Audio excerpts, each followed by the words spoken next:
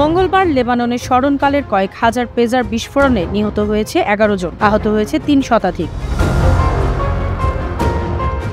Israeli নিরাপত্তা বাহিনীর চোখ ফাঁকি দিয়েও হিজবুল্লাহ এসব তারবিহীন পেজারের মাধ্যমে নিজেদের মধ্যে যোগাযোগ স্থাপন করত। তবে ইসরায়েলি নিরাপত্তা বাহিনীর চোখ ফাঁকি দিতে পারলেও দেশটির ভয়ঙ্কর গোয়েন্দা সংস্থা মোসাদের চোখ ফাঁকি দিতে পারেনি হিজবুল্লাহ। যোগাযোগের যন্ত্র পেজারগুলো হিজবুল্লাহ কিনেছিল তাইওয়ান থেকে।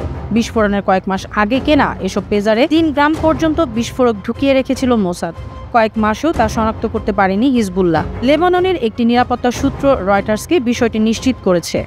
প্রশ্ন উঠেছে, তাইওয়ান থেকে কেনা এসব পেজারে মোসাদ কিভাবে বিস্ফোরক রাখলো? লেবাননের নিরাপত্তা সূত্র বলছে, পেজারগুলো তাইওয়ান ভিত্তিক গোল্ড অ্যাপোলো কোম্পানি। এই কোম্পানি থেকে ৫,০০০ পেজার কিনতে আদেশ দিয়েছিল হিজবুল্লাহ। উৎপাদন পর্যায়েই পেজারগুলোর পরিবর্তন এনেছিল মোসাদ। পেজারের ভিতরে একটি বোর্ড ঢুকিয়ে রাখা হয়েছিল, আর এই বোর্ডে বিস্ফোরক উপাদান ছিল এবং এর একটি সাংকেতিক ভাষা গ্রহণের ক্ষমতা ছিল, যা শনাক্ত করা খুব কঠিন। এমনকি কোনো যন্ত্র বা স্ক্যানার দিয়েও শনাক্ত করা যায় না। যে ৩,০০০ পেজার বিস্ফোরিত হয়েছে সেগুলোতে বিস্ফোরণের আগে সাংকেতিক বার্তা পাঠানো হয়েছিল, আর এ কারণেই বিস্ফোরকগুলো স্বয়ংক্রিয়ভাবে সক্রিয় হয়ে ওঠে।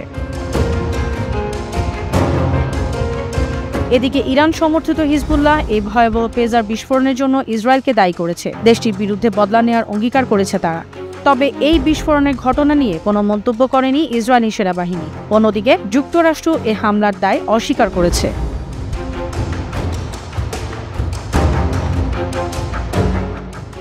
আন্তর্জাতিক ডেস্ক, বানো টিভি।